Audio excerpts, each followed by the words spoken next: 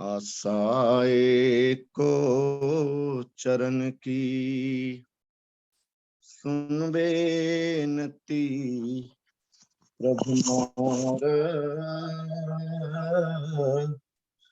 मंगत करे पुकार नित नहीं तुझ बिन सूझे ठौर आशाए को चरण की सुन बेनती प्रभु मोर मंगत करे पुकार नित नहीं तुझ बिन सूझे ठौर। नारायण रूप संगत, आपके चरणों में दास का कोटि कोटि नमन। ब्रह्म सत्यम।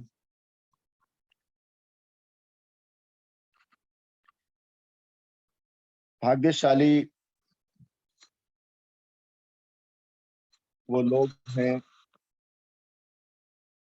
जिनके जीवन में सत्पुरुष का आगमन होता है, उन पर ईश्वर की विशेष कृपा होती है।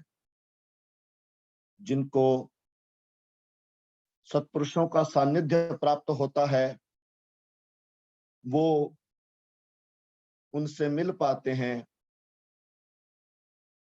उनको देख पाते हैं, उनके समक्ष बैठकर, उनके चरणों में बैठकर उनसे मार्गदर्शन प्राप्त कर पाते हैं। ऐसे वडभागी लोग बहुत थोड़ी मात्रा में होते हैं, लेकिन उनसे भी ज्यादा भाग्यशाली वो लोग हैं जिन्होंने प्रत्यक्ष रूप से किसी सत्पुरुष के दीदार तो नहीं किए, लेकिन उनकी वाणी से, उनके वचनों से उनके अंदर ये निश्चय जागृत होता है कि मेरा रहनुमा अगर कोई हो सकता है तो यही सत्पुरुष हो सकता है। ऐसे ही वडभागी लोग आप और हम, जिनकी सत्पुरुष गुरुदेव महात्मा मंगत राम जी पर श्रद्धा आई, ये बड़े सौभाग्य की बात है। आज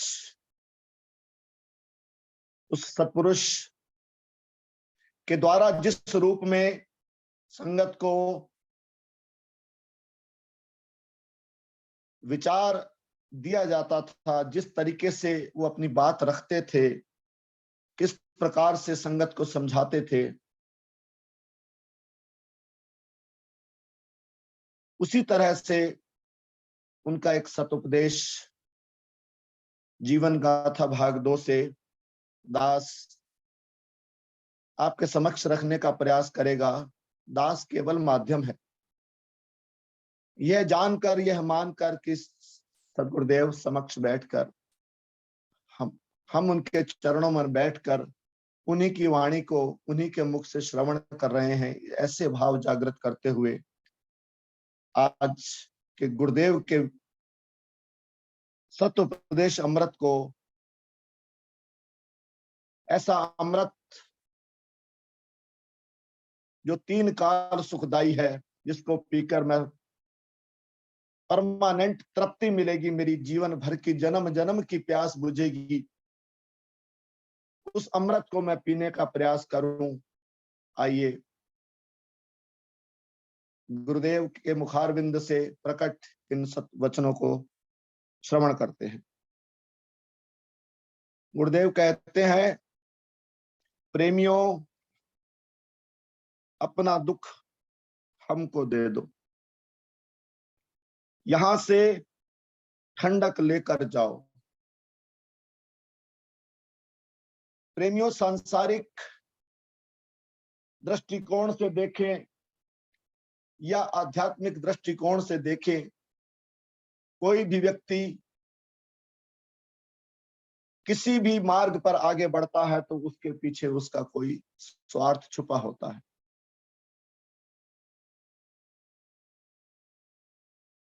किसी सत्पुरुष की शरण में भी जब कोई व्यक्ति जाता है तो उसके पीछे भी उसकी ये चाहना होती है कि मेरे मन को शांति मिलेगी। और सत्पुरुष इस बात को जानते हैं, वो ईश्वर इस बात को जानता है कि जीव वासना की अग्नि में जल रहा है, सांसारिक कष्टों को भोग भोग कर दुखी है। उन जीवों को ठंडक पहुंचाने के लिए ही वो इस धरा पर अवतरित होते हैं। वो हमसे और कुछ नहीं चाहते। उनकी एकमात्र कामना यही रहती है कि जीव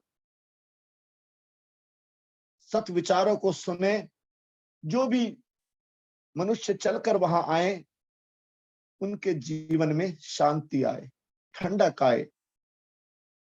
वो मात्र इतना स्वार्थ भक्तों से रखते हैं, प्रेमियों से रखते हैं कि वो स्वयं अपना कल्याण कर पाए। तो गुरुदेव कहते हैं, प्रेमियों अपना दुख हमको दे दो, यहां से ठंडक लेकर जाओ। संसार में जीव मानुष चोला इस वास्ते धार कर आया है कि हरि की भक्ति करे। गुरुदेव इस मानुष जन्म का हेतु बता रहे हैं कि ये मानुष देह हमको क्यों कर मिली। वो हरि भक्ति की बात करते हैं कि इस देह को धारण करने का एकमात्र उद्देश्य मनुष्य का हरि भक्ति है। इस बात को जानना परम आवश्यक है। मैं जो ये धारणा लेकर बैठा हूं कि संसार में ढेर सारे सुख फैले हुए हैं और मैं प्रयास करके अपनी कोशिशों के उन सुखों को प्राप्त कर सकता हूं और मैं स्थायी शांति प्राप्त कर सकता हूं, ये मेरी धारणा है। इस प्रयास को करते करते आज तक मैंने देख लिया, जान लिया, समझ लिया कि सांसारिक भोग पदार्थ मुझे स्थायी शांति नहीं दे सकते। क्षणिक सुख होना अलग बात है, लेकिन जब निर्णय की बात आती है तो सांसारिक भोग विकारों को बढ़ाने का ही कारण है। उनमें स्थायी शांति नहीं है। और सत्पुरुष जानते हैं कि जो स्थिर है, जो स्थायी है, वो उस प्रभु का नाम है। वो ईश्वर है जो सत्य है। जो सांसारिक वस्तु स्वयं असत्य है, स्वयं अस्थाई है, वहां से स्थायी शांति किस प्रकार प्राप्त हो सकती है? ये संभव नहीं। तो सत्पुरुष इस बात को जानते हैं कि ईश्वर का नाम सत्य है। आध्यात्मिक जगत में सत्य का मतलब यह होता है जो सदैव होता है, जो स्थायी होता है। तो स्थायी सुख स्थायी वस्तु से ही प्राप्त हो सकता है, ये समझने की बात है। हम प्रेमियों के लिए ये सबसे महत्वपूर्ण विषय है कि जो चीज स्वयं नाशवान है वो स्थायी सुख किस प्रकार प्रदान कर सकती है। अगर सत्पुरुष महात्मा मंगतराम जी की कही हुई एक भी बात मेरे निश्चय में आ जाए तो निश्चित रूप से मेरा कल्याण हो जाए। आज के सत्संग में मैं सिर्फ यही बात समझ लूं, यही बात सीख लूं कि संसार के भोग पदार्थ स्थायी सुख का कारक नहीं है, वहां से स्थायी शांति नहीं मिल सकती। और स्थायी शांति केवल और केवल प्रभु नाम में ही है। कोई भी व्यक्ति किसी भी कार्य को तभी करता है जब उसके महत्व को वो जानता है। इस बात का महत्व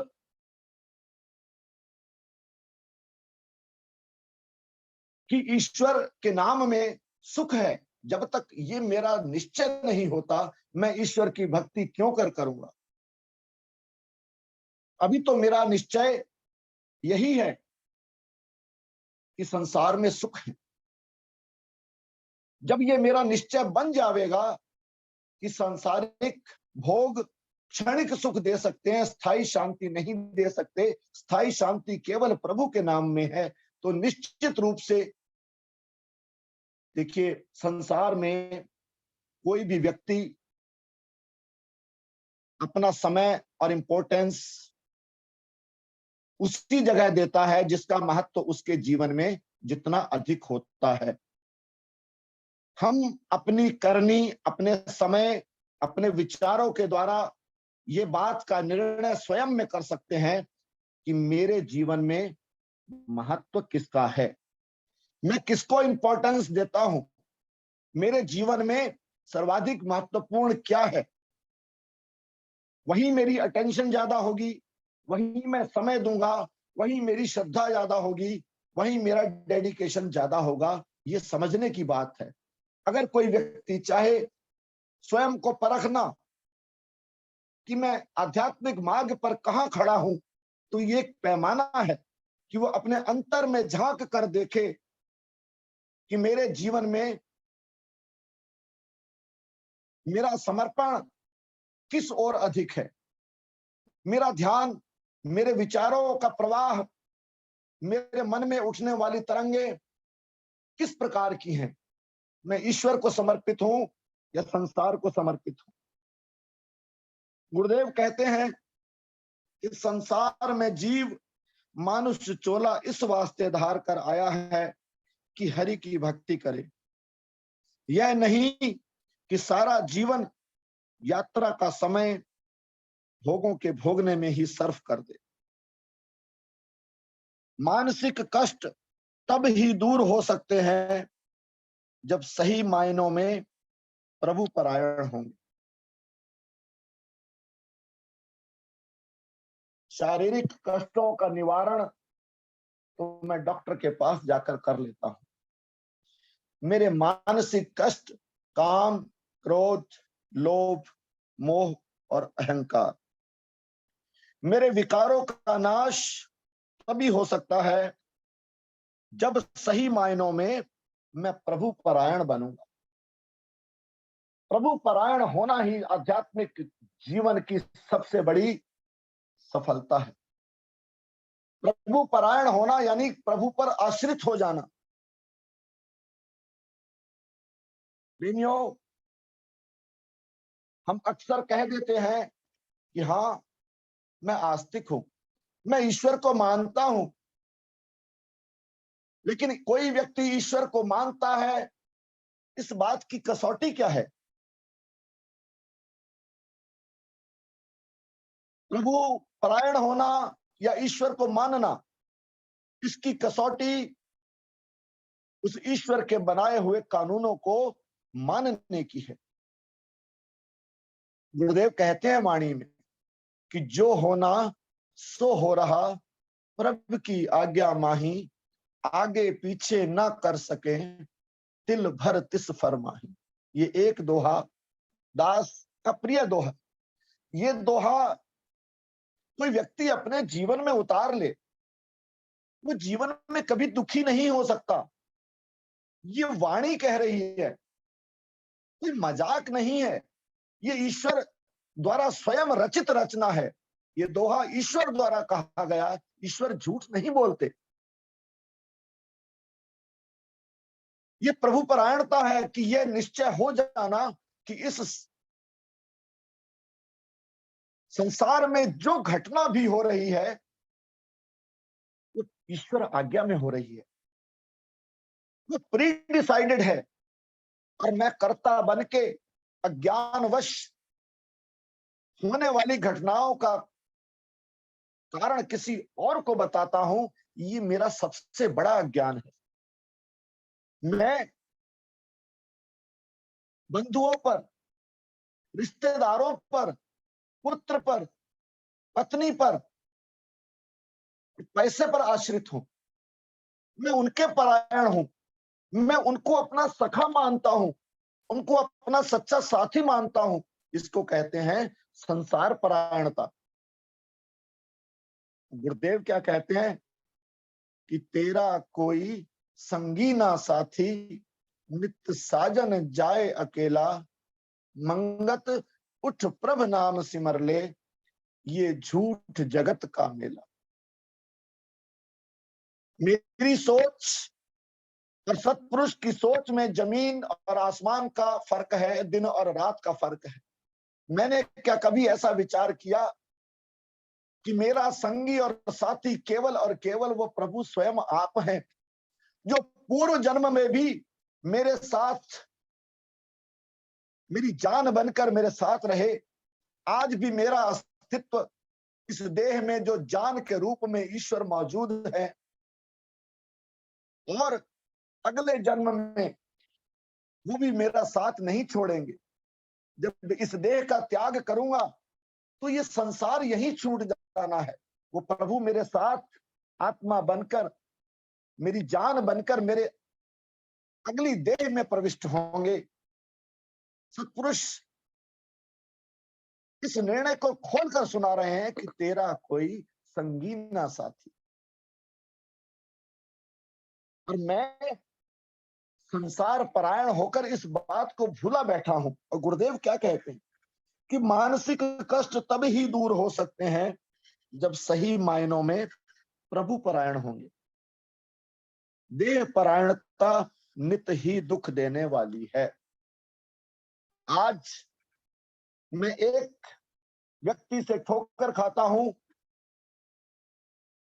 फिर दोबारा किसी दूसरे व्यक्ति से ठोकर खाता हूं। मैं संसार परायणता धार कर नित ही दुख पाता हूं, इस बात को मैं भली भांति जानता हूं। ऐसा व्यक्ति जो एक पत्थर से एक बार ठोकर खा जाए तो उसको दोषी नहीं कहा जाता। एक पत्थर से बार बार ठोकर खाने वाले व्यक्ति को मूर्ख कहा जाता है। और निश्चित रूप से मुझसे बड़ा मूर्ख कोई नहीं। यह जानकर भी कि संसार में मेरा कोई सखा नहीं, मैं तभी भी संसार के परायण होकर विचर रहा हूं। गुरुदेव इस बात के लिए प्रेरित कर रहे हैं कि संसार परायणता छोड़कर ईश्वर परायण हो जाओ। अगर सही मायनों में प्रभु परायण होंगे तो मानसिक कष्ट दूर होंगे। आज तक किसी ने भी संसारी भोग पदार्थों को हासिल करके सच्ची शांति प्राप्त नहीं की। गुरुदेव चैलेंज कर रहे हैं कि इस संसार में जब से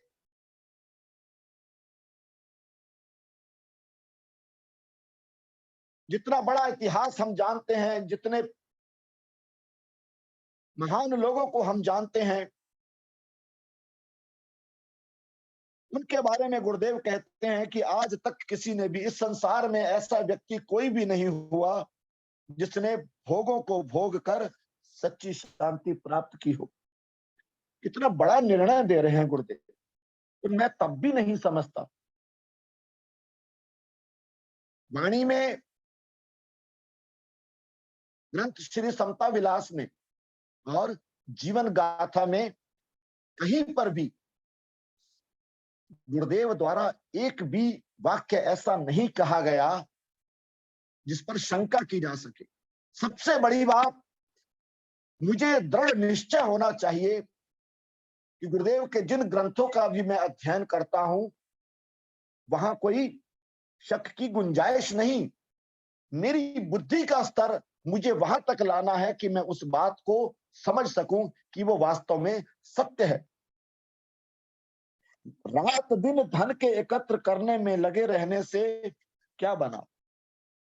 प्रेमियों, आप और हम जितने लोग इस समय इस सत्संग को श्रवण कर रहे हैं, जरा ठहर कर विचार करें कि जितनी अवस्था हम बिता चुके हैं, जितनी उम्र हमने बिताई, इतने सारे सांसारिक कर्म करते हुए, लगातार धन कमाते हुए, आज हम अगर आत्ममंथन करें तो हमने अब तक क्या पाया? उन सांसारिक संपत्तियों से क्या मैं शांत हो गया? गुरुदेव प्रश्न कर रहे हैं कि रात दिन धन के एकत्र करने में लगे रहने से क्या बना? जरा विचार करके देखें। प्रेमियों, अपने जीवन काल में प्रेमियों के समक्ष प्रत्यक्ष रूप से तथा ग्रंथ में लिखे वचनों और वाणी के माध्यम से गुरुदेव एक बात को बार बार कहते हैं, और उसी बात को कहने के लिए ये सत्संगों की श्रृंखला जारी है। सत्संग का अर्थ ये होता है कि हमारे विचार करने की क्षमता में विकास हो, वो अध्ययन के द्वारा हो, वो वाणी के द्वारा हो, या वचनों के द्वारा हो। गुरुदेव बार बार कहते हैं कि गहरी गौर करके देखें। यहां पर गुरुदेव यही कह रहे हैं कि जरा विचार करके देखें। सरसरी बात सुन लेना कोई ठीक बात नहीं। मुझे सत्संगी नहीं बनना, मुझे सिर्फ सत्संग में हाजिरी नहीं लगानी है कि मैं कह सकूं कि हाँ, मैं इतने सत्संग सुन चुका हूं या सुनता हूं।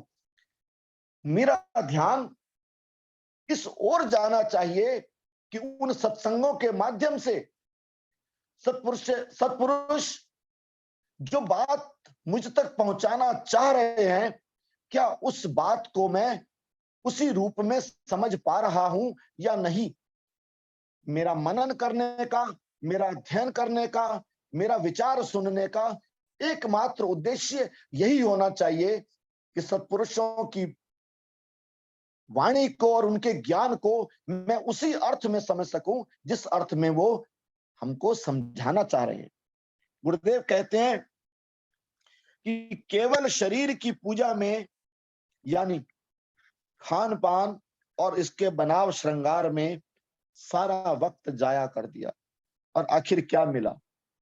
अभी तक का जीवन तो मैंने खान पान में और शरीर के बनाव श्रृंगार में खत्म कर दिया। कहते हैं युग युग तो चोगे विषयां दे, इस चुग चुग हद मुकाइए। युग युग तो चोगे विषयां दे, इस चुग चुग हद मुकाइए। कई जन्म तो लेके मरण तलक, ए लजता चख दी आइए। कई जन्मां दी भुखी प्यासी, अज तलक विरज दी फिर दिए। कितने जन्म, बात इस जन्म की नहीं हो रही, पूर्व के भी कितने जन्म केवल शरीर पूजा में बीत गए। उसी स्वभाव को लेकर इस देह को धारण किया, उसी वासना को धारण करके नित्य प्रति मेरा सारा ध्यान शरीर के खान पान और इसके बनाव श्रृंगार में लगा हुआ है, और नतीजा वही ढाक के तीन पात। मानसिक शांति फिर भी नहीं मिली। कभी विचार करके नहीं देखा। मन की वासना को पूर्ण करने के लिए ही इसकी दौड़ धूप लगी रहती है।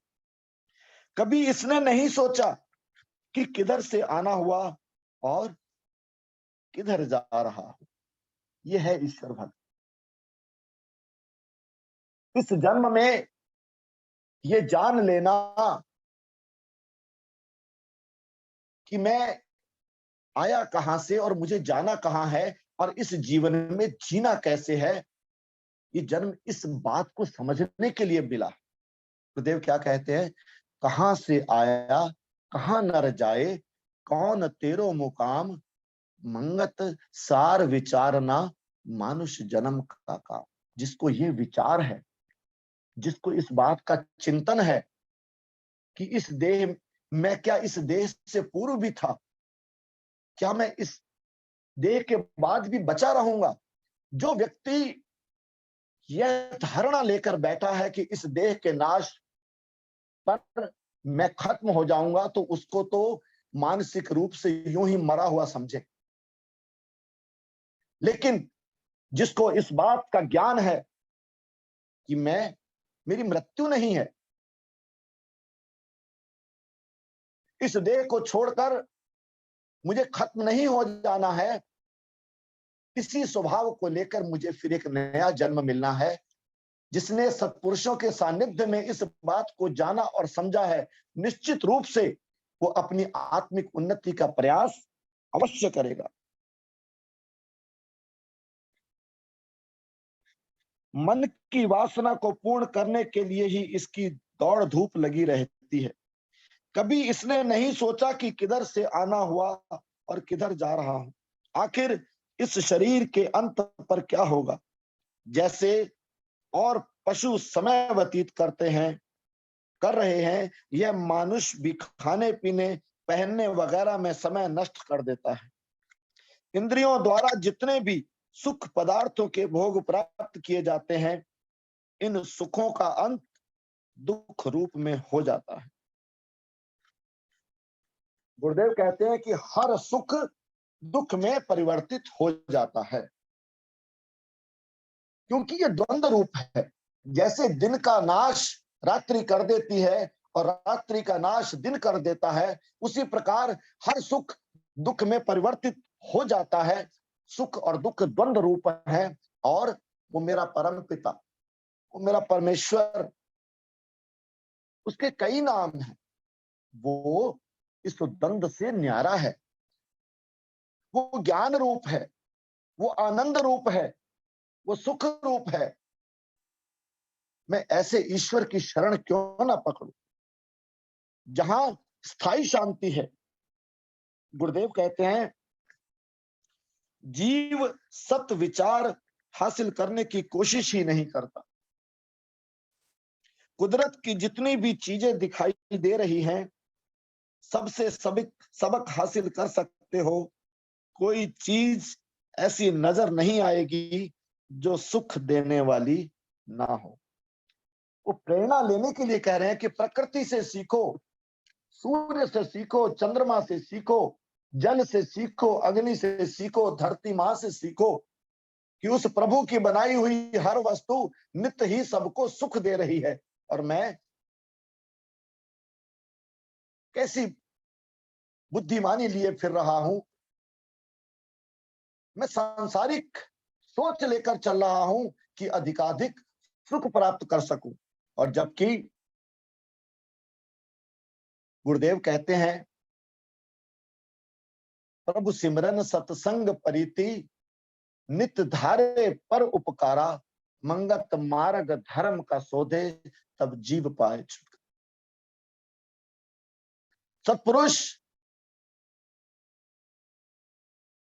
इस बात का ऐलान करते हैं कि सुख केवल सेवा में है।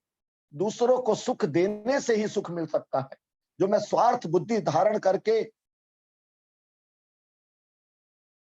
अपने लिए सुख चाहता हूं, ये मेरी सही दिशा नहीं है। सही दिशा सही सत्संग के सुनने से प्राप्त होती है, सत्पुरुष के शरण में जाने से होती है, शास्त्रों का अध्ययन और मनन करने से प्राप्त होती है। सुख देकर इसके बदले यह अवजाना नहीं लेती। प्रकृति के लिए गुरुदेव कह रहे हैं कि ये सुख देती है, उसके बदले में कोई पारितोषिक नहीं चाहती, कोई उसका बदला नहीं चाहती, उसके बदले में कोई फीस नहीं लेती। और मनुष्य क्या है? ये मनुष्य ही है जो बगैर गर्ज के कोई काम नहीं करता।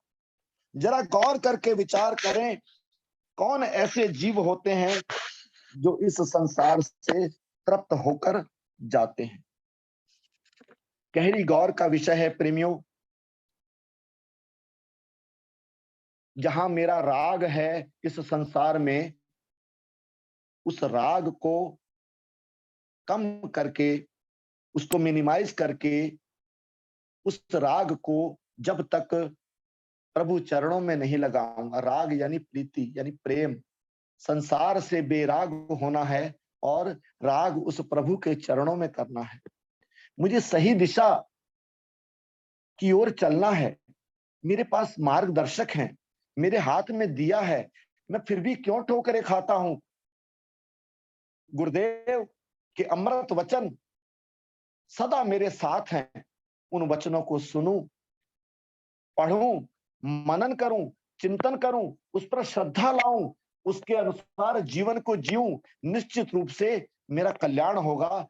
जब ऐसी बुद्धि को धारण करके जीवन में आगे बढ़ूंगा तो निश्चित रूप से मेरी आध्यात्मिक उन्नति होगी। ऐसा विश्वास धारण करने पर ही मेरा कल्याण होगा। प्रेमियों, समय की मर्यादा है, वाणी को यही विराम देता हूं, विचार रखते हुए निश्चित रूप से गलतियां हुई होंगी, बालक जानकर क्षमा करें। ओम ब्रह्म सत्यम सर्वधा।